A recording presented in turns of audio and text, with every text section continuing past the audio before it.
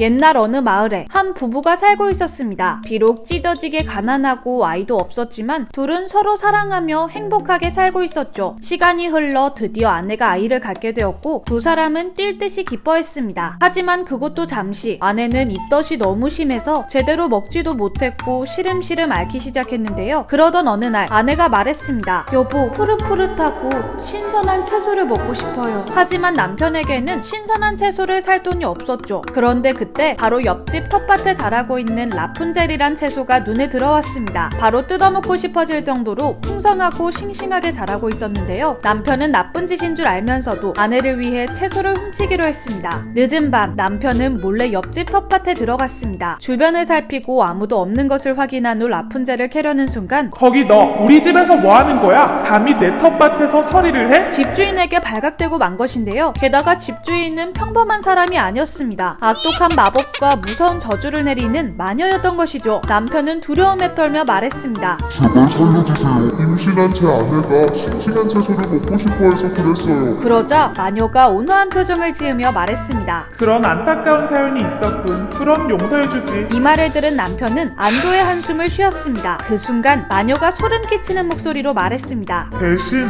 네 아내가 낳은 아이를 가져가야겠다. 남편은 반강제적으로 마녀와 계약을 맺고 채소를 챙긴 후 집으로 돌아왔습니다. 채소를 먹은 아내는 금세 건강을 되찾게 되었고 얼마 지나지 않아 금발의 여자아이를 낳게 되었는데요. 부부는 채소의 이름을 따서 딸의 이름을 라푼젤이라고 지었습니다. 하지만 탄생의 기쁨도 잠시. 마녀가 나타나 약속한 대로 라푼젤을 뺏어갔습니다. 마녀는 라푼젤을 깊은 숲속으로 데려가서 입구도 계단도 없는 높은 탑에서 살게 했습니다. 그리고 절대 밖으로 나가지 못하게 했죠. 세월이 흘러 라푼젤은 금발의 아름다운 소녀가 되었습니다. 머리카락은 한 번도 자라지 않아 매우 길고 풍성했죠. 탑의 창밖으로 머리카락을 내리면 땅에 닿을 정도였는데요. 그래서 마녀는 라푼젤을 보러 갈 때마다 그녀의 머리카락을 밧줄처럼 타고 올라갈 수 있었습니다. 하지만 라푼젤은 혼자 갇혀 지내는 탑에서의 생활이 지루했습니다. 그래서 항상 창밖을 보며 밖으로 나가고 싶다고 생각하였죠. 어느 날 탑을 지나던 왕자가 창가에 있는 라푼젤을 보게 되었습니다. 왕자는 첫눈에 라푼젤에게 반했죠. 왕자는 당장이라도 라푼젤을 만나고 싶었지만 그녀의 탑에 올라갈 방법이 없었는데요. 고민하던 와중에 갑자기 마녀가 나타났습니다. 왕자는 몰래 나무 뒤에 숨어서 마녀의 행동을 주의 깊게 살펴보았고 마녀가 라푼젤의 머리를 타고 탑에 들어간다는 걸 알게 되었습니다. 마녀가 떠나고 난 후 왕자도 똑같이 그녀의 이름을 불렀죠. 그러자 라푼젤은 처음 듣는 남자의 목소리에 호기심이 생겨 창밖을 내다보았는데요. 탑 아래에 있는 왕자가 말했습니다. 라푼젤, 당신을 가까이에서 보고 싶습니다. 머리카락을 내려주세요. 라푼젤은 흔쾌히 머리카락을 내려주었습니다. 그리고 그렇게 만난 둘은 서로 첫눈에 반해버렸고 밤새도록 뜨거운 사랑을 나누었습니다. 날이 밝고 두 사람은 헤어졌지만 라푼젤은 왕자와 보냈던 밤을 잊을 수가 없었습니다. 그날부터 그녀는 왕자가 다시 오기만을 목이 빠져라 기다리게 되었죠. 그리고 왕자가 방문하는 날마다 둘은 밤새도록 쾌락을 즐겼습니다. 시간이 흘러 라푼젤은 성적인 자극에 완전히 중독되어 가고 있었는데요. 그에 반해 왕자가 찾아오는 빈도는 그녀의 욕구를 채우기에는 너무 부족하게 느껴졌죠. 자신의 욕망을 이기지 못한 라푼젤은 탑 근처에 남자들이 지나갈 때마다 머리카락을 내려주며 그들을 유혹한 후 자신의 욕구를 채워갔습니다. 그러던 중 문제가 생겼습니다. 라푼젤이 임신을 한 것인데요. 이를 눈치챈 마녀는 머리 끝까지 화가 나서 라푼젤의 머리를 짧게 자른 뒤 탑 밖으로 내쫓았습니다. 한편 이 사실을 모르는 왕자는 여느 때와 다름없이 한밤중에 탑으로 찾아와 라푼젤의 이름을 불렀는데요. 머리카락을 타고 탑에 올라간 왕자를 기다리고 있었던 것은 라푼젤의 잘린 머리카락을 들고 있던